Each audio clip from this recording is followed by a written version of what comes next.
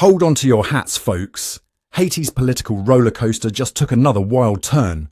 On November 10th, 2024, at 5:10 in the evening, Haiti's 9-member transitional council decided to give Prime Minister Garry Conille the boot after a whopping 6 months in office. His crime? Failing to tame the Wild West of Haitian politics. But fear not, dear viewers, for they found a new sheriff in town, Alix Didier Fils-Aim, a businessman who's about to trade boardrooms for the political circus. Meow, let's rewind a bit. This transitional council, established back in April 2024 to restore some semblance of order after years of chaos, has been about as effective as a chocolate teapot in a heatwave. They were supposed to guide Haiti towards democracy, but instead, they've been playing musical chairs with the Prime Minister's office. And speaking of music, 3 council members have been accused of trying to conduct a $750,000 symphony of corruption. Because nothing says democracy quite like a hefty bribe, right? Now, Garry Conille wasn't exactly a political novice. He had a shiny UN background that was supposed to help him navigate Haiti's treacherous political waters. But alas, 6 months in the hot seat, and he's been shown the door faster than you can say democratic stability. It's like he was playing political hot potato, and the music stopped at the worst possible moment. Enter Alix Didier Fils-Aim, our new contestant on Who Wants to Be a Haitian Prime Minister. He's got a degree from Boston University, ran unsuccessfully for Senate in 2015, and served as president of Haiti's Chamber of Commerce and Industry. I'm sure those business skills will come in handy when negotiating with gangs who control 80% of Port-au-Prince. It's just like closing a deal, right?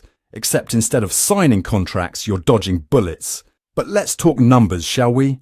Over 700,000 people internally displaced due to gang violence, 5.5 million in need of humanitarian assistance, 90% of the displaced population lacking adequate access to food.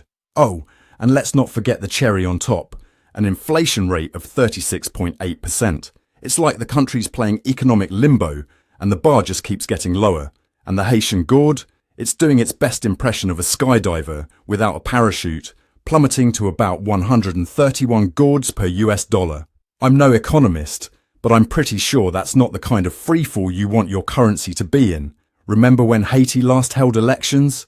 If you're struggling, don't worry, it was way back in 2016.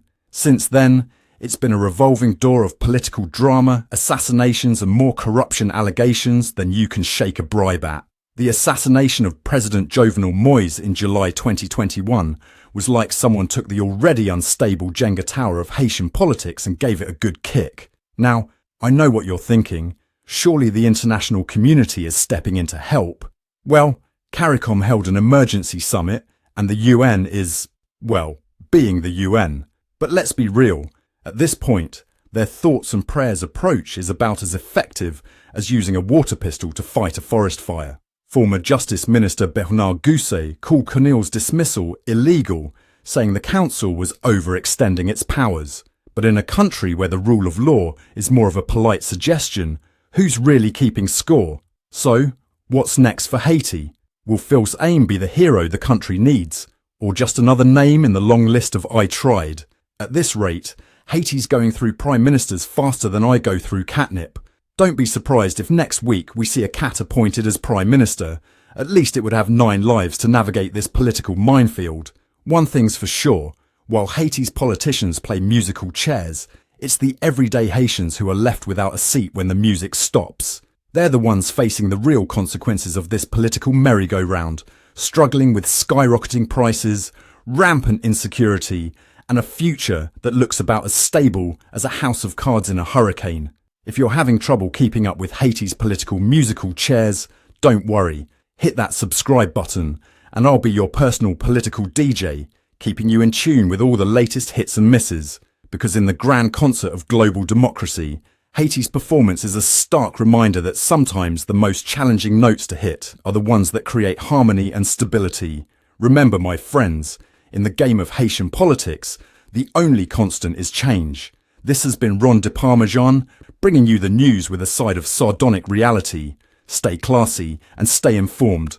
I'm Ron de Parmesan, and this has been another Newscat Special Report.